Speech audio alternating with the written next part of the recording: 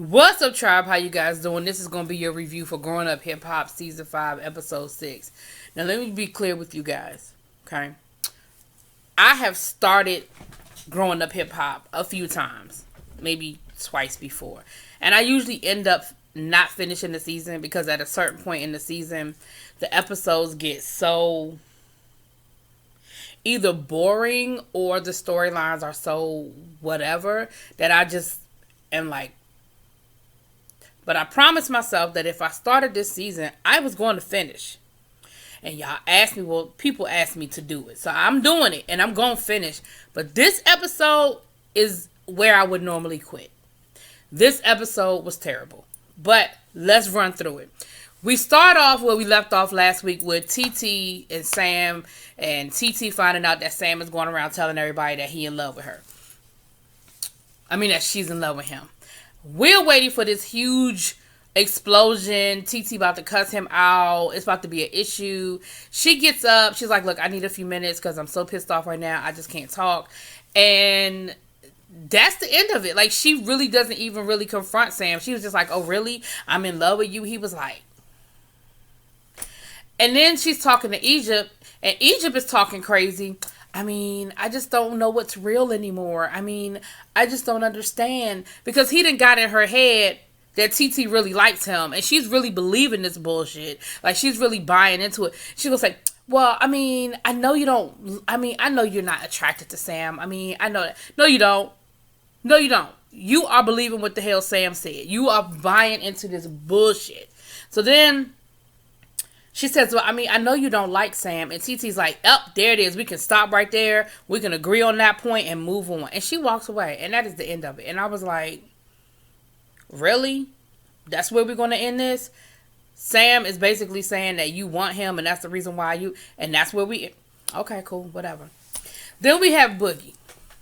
Boogie has purchased a home, not to live in, but he wants to start a sober... Well, he wants to start a rehab, but he doesn't have all of, I guess, all of the whatever he needs in order to start a rehab, like all the classes, train, whatever the criteria is. So he's going to start with a sober living, and then he's going to evolve into that. That's a great idea. Let me preface by saying, I think that's a great idea that Boogie wants to start his own rehab facility. But let me say this. This is coming from a guy who never thought he needed rehab, who still won't fully admit that he needed rehab, who still won't fully accept that maybe rehab was a good thing. He's going into business with a guy that he met in rehab. Now, that is not to say that there aren't great people in rehab. There are people in rehab from all walks of life, successful, all the way down to the downtrodden. That's not my issue. My issue isn't that he met him in rehab, okay? My issue is that neither one of them have been out of rehab longer than a year. Don't they tell you that you shouldn't start any major endeavors coming out of rehab at least for a year, whether it be relationships and stuff like that? Certainly starting a new business has got to be at the top of that list. So both y'all who were in rehab not even a year ago are starting this brand new business going into what? Rehabs.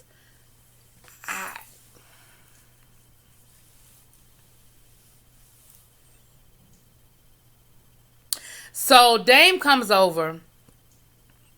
And of course, you know, Dame is being Dame. He asking him, well, where he got the money from? How you get the money? He was like, oh, so you had... He's like, well, you know, he was like, oh, you used that check? So Boogie must have come into some money from somewhere. I don't know whether it was a trust, whether it was his paycheck from the show. Like, I don't know. And Boogie was like, yeah. He said, and I got a loan. Dame talking about something. You got a loan?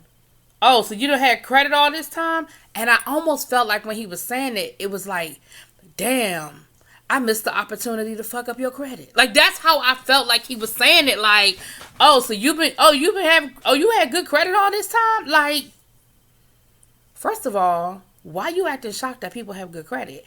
And second of all, what you mean all this time? Like, he been hiding it from you. Like, anyway, then you could tell that Dame ain't really feeling the situation, but I think he's trying to not come off too hard on it, I guess. You know what I'm saying? Then they got to talking about the situation with the daughter or whatever. And basically, Boogie is letting him know, look, I really don't want to be in the middle of this. You know, and Dame is like, can you just get us in the same room? Like, I need to talk to your sister. Can you set it up and can you make it happen? And Boogie is trying to explain to him all the reasons why the daughter made the declaration and, her side of the story and how upset she is. And Dame was like, what?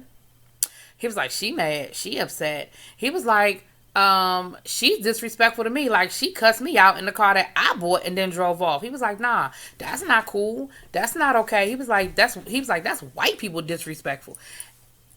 And let me say this. Every black person watching the show understood what he meant by that. It might be a little offensive to non-black people, but I know what he meant. But it sounds like she thinks he was too hard on her. He thinks she's a spoiled brat. And that's where the conflict is. Then you add in this piece about, well, she's trying to stop me from being a father to my youngest child. And, that's not right. And this, that, and the other. So that's where it sounds like a lot of the conflict is. But again, I don't think I care. Okay, so then we see TT get a phone call from Brianna. Now, mind you, her and Brianna haven't spoken since Brianna basically cussed her out while she was drunk and high in the hot tub last season over Little Twist house. And Brianna's thing, TT's thing was, like, we've been agreeing to disagree, and life has been okay, and I'm just not understanding why she's calling me. But basically, she's calling her to say, look, the enemy of my enemy is my friend. And at this point, I know you're not really rocking with me and I'm not really rocking with you, but I heard about the situation with Sam in Egypt and I'm not feeling it. Can we meet up and chop it up? And she was like, cool. All right. Then we have this probably 10-minute long awkward ass scene between Boogie and Angela. They're meeting up for, I don't know, lunch. Boogie's late. Angela's irritated.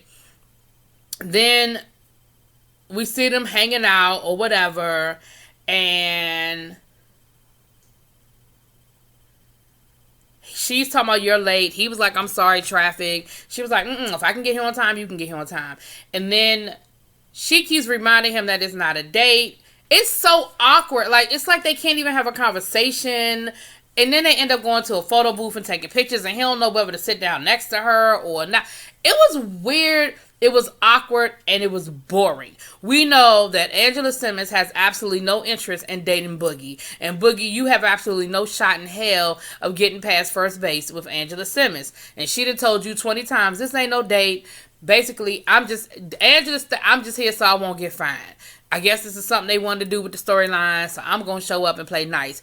But I know, we know that shit ain't never going to happen. Moving on. Then we have Sam and his daddy. Now, Sam rolls up with a patch on his daggone eye, okay?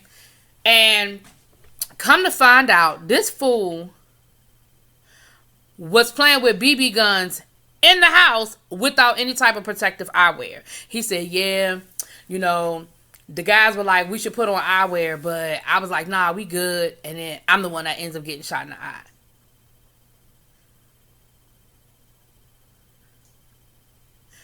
How old are you, Sam? His dad is pissed and irritated because it sounds like, I don't know if his father is like his manager or his financial backer or whatever. But he basically said, look, I use my connections to get you this show and I put my money up for this show. You gonna put it in jeopardy because you want to play with BB guns in the house. Like, that's not cool. It's not funny. He was like, you haven't been serious. You haven't been taking, you basically haven't been taking your career serious since you met Egypt. It sounds like he's not really feeling the situation with Egypt, not because he doesn't like Egypt, but he feels like Sam has become lazy since he's been with Egypt. And see, that takes me directly back to the financial situation with Is Pep taking care of the bills? Is Pep paying for their lifestyle? Because if you were grinding, we know that people don't make a lot of money starting out, whether it be rapping, whether it be whatever. So you want to be a rapper, cool. You're not going to automatically become a platinum selling artist. You're not going to automatically be able to drop. We know people drop mixtapes and stuff now and they become, popular that way. But that still takes time. That still isn't an overnight thing. But what it sounds like is the minute he hooked up with Egypt, he stopped working and stopped trying. His father said he ain't been on the stage in 2 or 3 years. So again, that brings me right back to what TT is saying about Pep is taking care of the bills.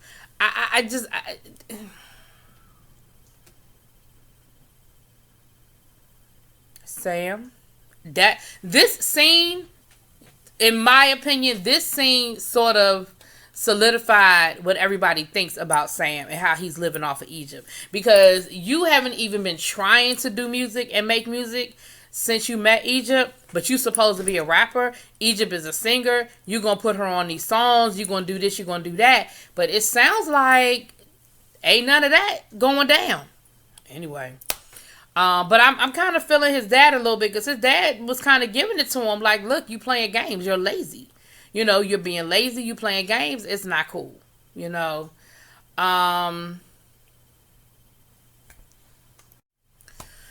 Okay, so then we have the meeting between TT and Brianna. Now, Brianna brings Troy with him.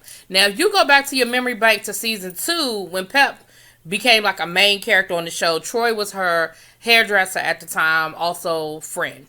Well, on the show, he ended up getting fired by Pep. But the way they made it seem on the show at the time was because he was telling Pep's business and he violated and Pep fired him. But now what we're finding out is supposedly he stole some money from Pep and that's why he really got fired. Now, if that's the case, then I respect the fact that even in her anger, Pep didn't let him get dragged and basically let him exit stage left without it looking like he did something. I mean, gossiping as a a hairstylist or whatever, hell, that's what they do. So I can respect the fact that they were like, okay, he got caught up in running his mouth. That's not something that's going to maybe necessarily stop him from getting the next celebrity gig. You might just have to sign an NDA or something. But stealing from a client, that's a whole nother level of fuckery. You understand what I'm saying?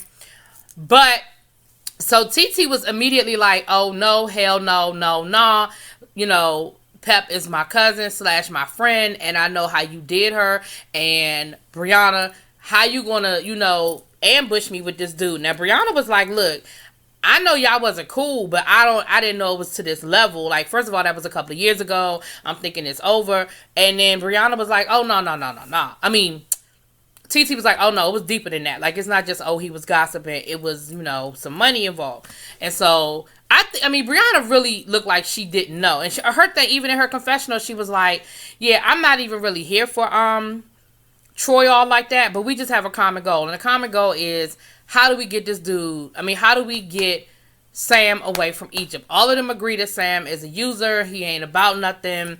And so basically, the conclusion of the conversation was, we need to get something concrete to show that this guy is not a good dude because everything else hasn't worked. We've come up with, we've told her about stuff from the baby's moms and all this other stuff, word in the street. That's not stopped Egypt. Pep even loves him. It's going to have to be something deeper. So they working on that. So then we see Sam talking to Pep, basically asking for her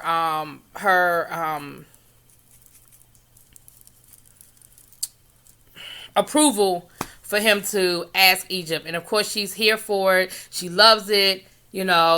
She fussed at him about the eye thing for a second, but whatever. Then she was like, well, just give me a year. That's all I ask is that you give me a year to get used to it. And he was like, oh, no. It's going to be like at least like a year and a half, because, I want to make sure that our careers are ready or whatever. And I'm thinking to myself, you ain't did shit with the career in the last 2 years, but okay. So it looks like he's still going to propose. And she told him, but look, you're going to have to talk to Tretch.